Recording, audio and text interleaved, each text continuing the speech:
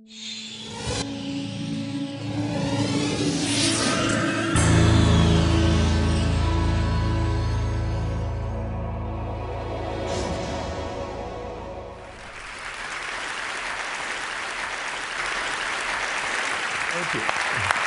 I have to tell you, I'm both challenged and excited. My excitement is I get a chance to give something back. My challenge is the shortest seminar I usually do is 50 hours.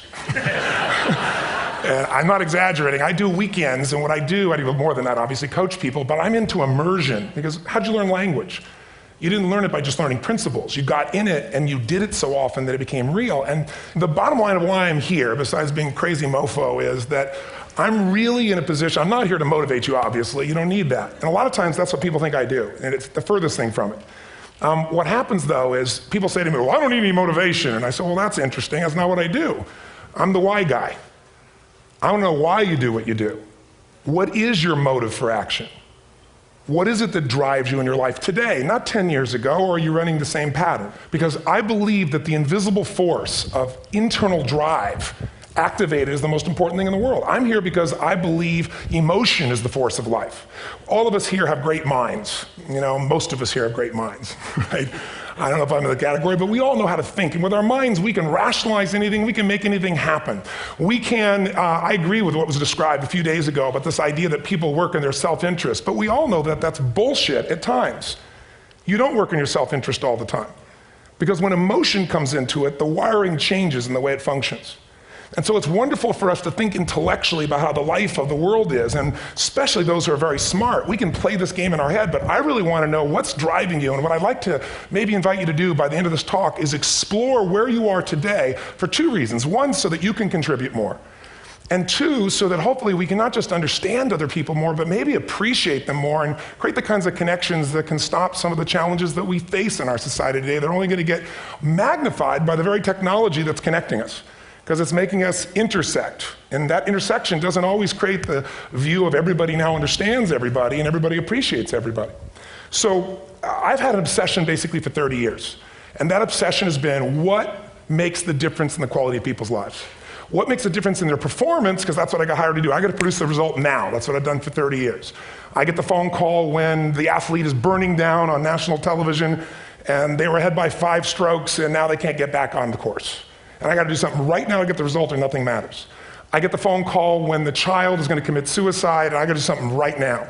And in 29 years, I'm very grateful to tell you I've never lost one in 29 years. It doesn't mean I won't someday, but I haven't done it. And the reason is an understanding of these human needs that I want to talk to you about. So when I get those calls about performance, that's one thing, like how do you make a change?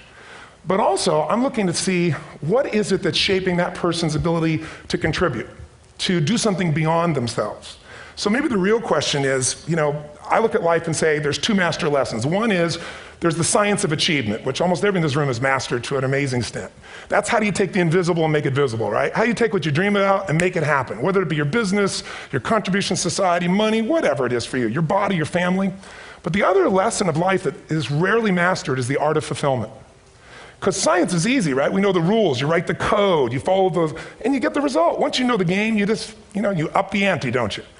But when it comes to fulfillment, that's an art. And the reason is it's about appreciation and it's about contribution. You can only feel so much by yourself.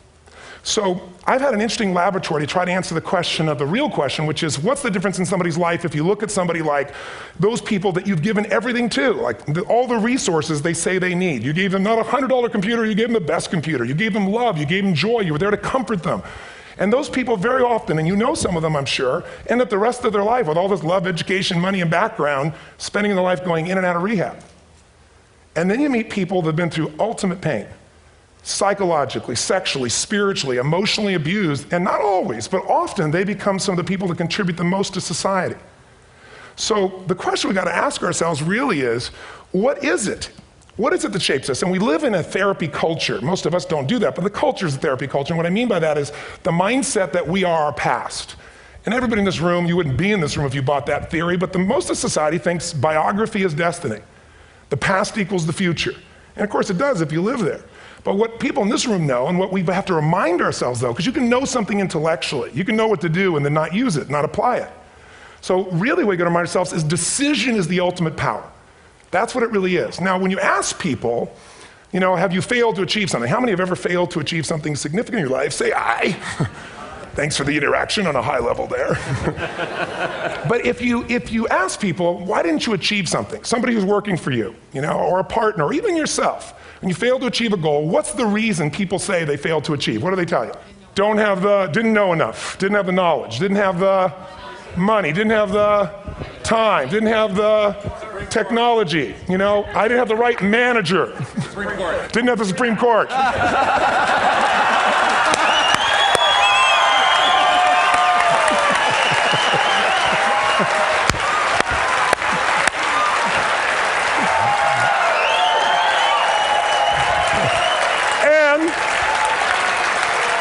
And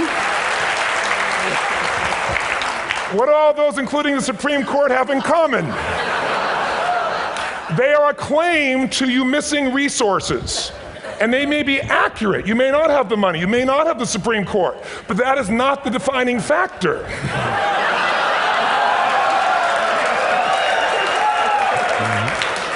And you correct me if I'm wrong. The defining factor is never resources, it's resourcefulness. And what I mean specifically, rather than just some phrase, is if you have emotion, human emotion, something that I experienced from you day before yesterday at a level that is as profound as I've ever experienced, and if you'd communicated with that emotion, I believe you would have beat his ass and won.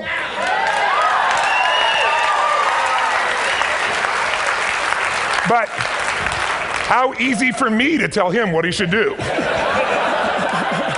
Idiot, Robbins.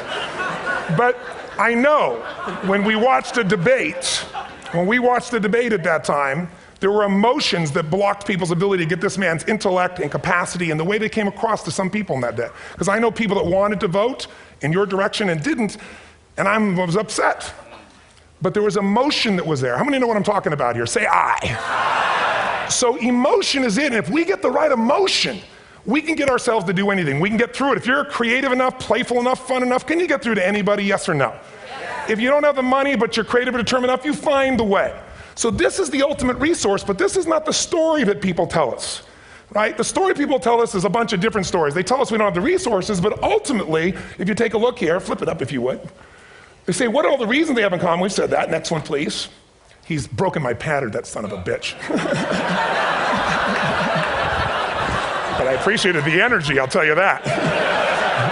What determines your resources? We've said decisions shape destiny, which is my focus here. If decisions shape destiny, what determines it is 3 decisions. What are you going to focus on? Right now, you have to decide what you're going to focus on. In this second, consciously or unconsciously, the minute you decide to focus on something, you've got to give it a meaning. And whatever that meaning is produces emotion. Is this the end or the beginning? Is God punishing me or rewarding me, or is this the roll of the dice?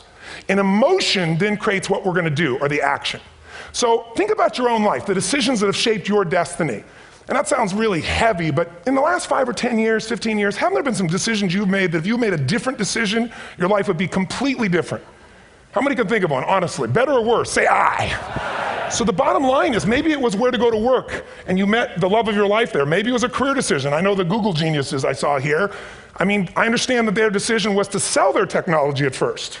What if they made that decision versus to build their own culture? How would the world be different? How would their lives be different? Their impact. The history of our world is these decisions. When a woman stands up and says, no, I won't go to the back of the bus, she didn't just affect her life. That decision shaped our culture. Or someone standing in front of a tank. Or being in a position like Lance Armstrong and someone says to you, you got testicular cancer. That's pretty tough for any male, especially if you ride a bike. Right? You got it in your brain, you got it in your lungs. But what was his decision of what to focus on? Different than most people. What did it mean? It wasn't the end, it was the beginning. What am I gonna do? He goes off and wins 7 championships he never won once before the cancer because he got emotional fitness, psychological strength. That's the difference in human beings that I've seen of the 3 million I've been around. Because that's what my lab. I've had 3 million people from 80 different countries that I've had a chance to interact with over the last 29 years. And after a while, patterns become obvious. You see that South America and Africa maybe connect in a certain way, right? Other people say, oh, that sounds ridiculous. It's simple. So what shaped Lance? What shapes you? 2 invisible forces, very quickly. 1, state. We all have had times. Have you had a time you did something and after you did it, you thought to yourself, I can't believe I said that. I can't believe I did that. That was so stupid. Who's been there? Say aye. Have you ever done something after you do it, you go, that was me. right? It wasn't your ability, it was your state. Your model of the world is what shapes you long term. Your model of the world is the filter. That's what's shaping us. That's what makes people make decisions. When we want to influence somebody, we gotta know what already influences them. And it's made up of three parts, I believe. First, what's your target? What are you after? Which I believe, it's not your desires. You can get your desires to goals. How many of you got a goal, desire, and thought, is this all there is? How many been there? Say aye. So it's needs we have. I believe there are 6 human needs. Second, once you know what the target that's driving you is, and you uncover it for the truth, you don't form it, you uncover it. Then you find out what's your map. What's the belief systems that are telling you how to get those needs? Some people think the way to get those needs is destroy the world. Some people is to build something, create something, love someone. And then there's the fuel you pick. So very quickly, 6 needs, let me tell you what they are. First one, certainty. Now these are not goals or desires, these are universal. Everyone needs certainty that they can avoid pain, at least be comfortable. Now how do you get it? Control everybody, develop a skill, give up, smoke a cigarette. And if you got totally certain, ironically, even though we all need that, like if you're not certain about your health or your children or money, you don't think about much more. You're not sure the ceiling's gonna hold up, you're gonna listen to any speaker. But while we go for certainty differently, if we get total certainty, we get what? What do you feel if you're certain? You know what's gonna happen, when it's gonna happen, how it's gonna happen, what would you feel? Bored out of your mind. So God, in her infinite wisdom, gave us a second human need, which is uncertainty. We need variety. We need surprise. How many of you here love surprises? Say aye. Bullshit. You like the surprises you want. The ones you don't want, you call problems, but you need them. So variety is important. Have you ever rented a video or a film that you've already seen? Who's done this? Get a fucking life. Right? Why are you doing it? You're certain it's good because you read it before, saw it before, but you're hoping it's been long enough you've forgotten enough there's variety. Third human need, critical, significance. We all need to feel important, special, unique. You can get it by making more money. You can do it by being more spiritual. You can do it by getting yourself in a situation where you put more tattoos and earrings in places humans don't want to know. Whatever it takes. The fastest way to do this, if you have no background, no culture, and no belief in resources or resourcefulness, is violence. If I put a gun to your head and I live in the hood, instantly I'm significant. 0 to 10, how high? 10. How certain am I you're going to respond to me? 10. How much uncertainty? Who knows what's going to happen next? Kind of exciting, like climbing up into a cave and doing that stuff all the way down there. Total variety and uncertainty. And it's significant, isn't it? So you're willing to risk your life for it. So that's why violence has always been around and will be around unless we have a consciousness change as a species.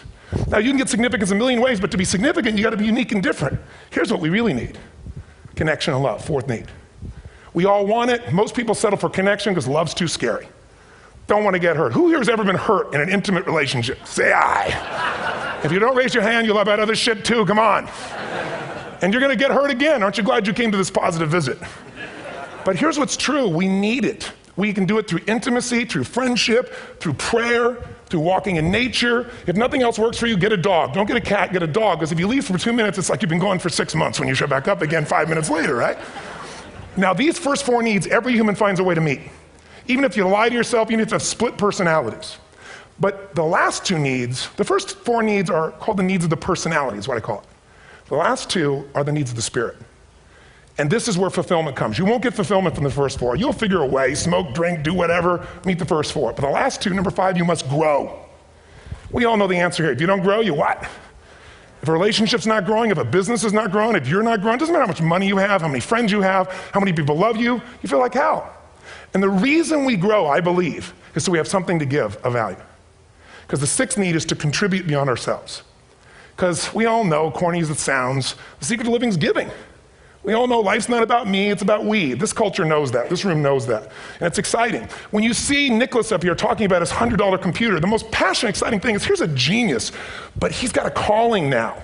You can feel the difference in him, and it's beautiful. And that calling can touch other people. In my own life, my life was touched because when I was 11 years old, Thanksgiving, no money, no food, and we're not gonna starve, but my father was totally messed up. My mom was letting him know how bad he messed up.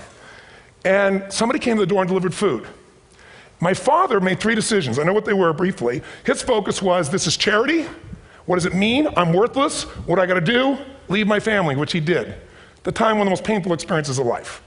My 3 decisions gave me a different path. I said, focus on, there's food, what a concept, you know? Second, but this is what changed my life. This is what shaped me as a human being. Somebody's gift, I don't even know who it is. I thought, my father always said, no one gives a shit. And all of a sudden, somebody I don't know, they're not asking for it, this is giving our family food, looking out for us. It made me believe this. What does it mean? That strangers care. And what that made me decide is if strangers care about me and my family, I care about them. What am I gonna do? I'm gonna do something to make a difference. So when I was 17, I went out one day on Thanksgiving. It was my target for years, have enough money to feed 2 families. Most fun thing I ever did in my life, most moving. Then next year I did 4, and I didn't tell anybody what I was doing. Next year, 8. I wasn't doing it for brownie points, but after 8, I thought, shit, I could use some help. So sure enough, I went out, and what did I do? I got my friends involved, and I grew companies, and then I got 11 companies, and I built the foundation. Now, 18 years later, I'm proud to tell you, last year we fed 2 million people in 35 countries through our foundation, all during the holidays, Thanksgiving, Christmas, in all the different countries around the world. It's been fantastic. Thank you. So I don't tell you that to brag, I tell you because I'm proud of human beings because they get excited to contribute once they've had the chance to experience it, not talk about it. So finally, I'm about out of time, the target that shapes you, here's what's different about people. We have the same needs, but are you a certainty freak? Is that what you value most, or uncertainty? This man here couldn't be a certainty freak if he climbed through those caves. Are you driven by significance or love? We all need all 6, but whatever your lead system is tilts you in a different direction. And as you move in a direction, you have a destination or destiny. The second piece is the map.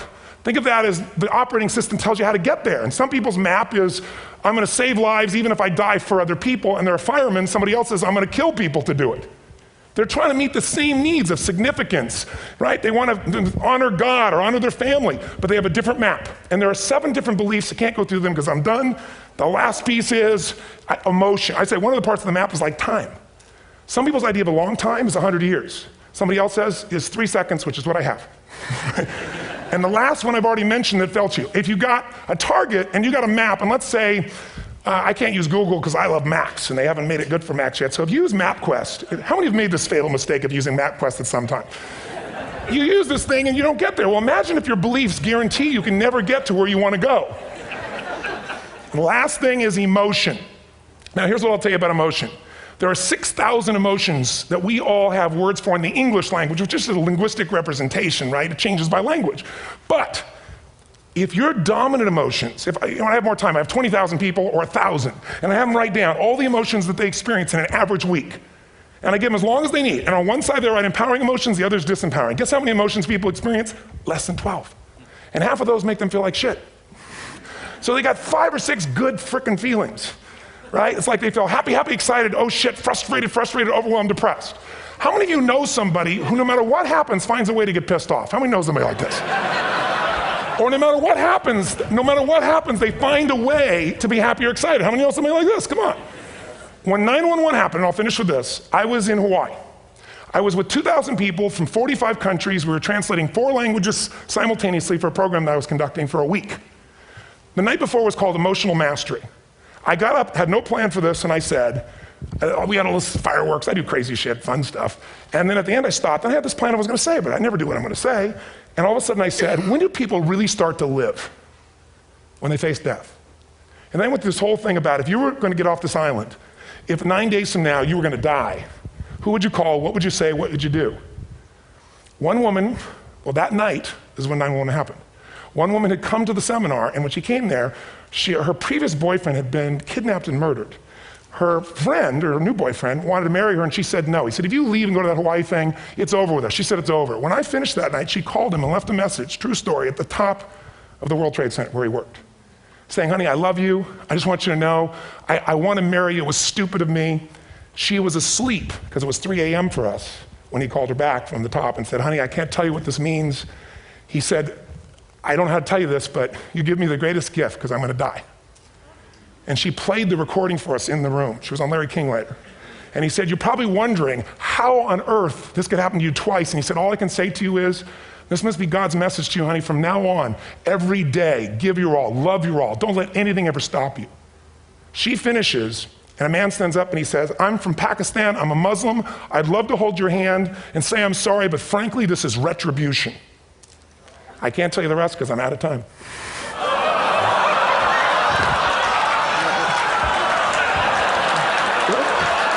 Are you sure?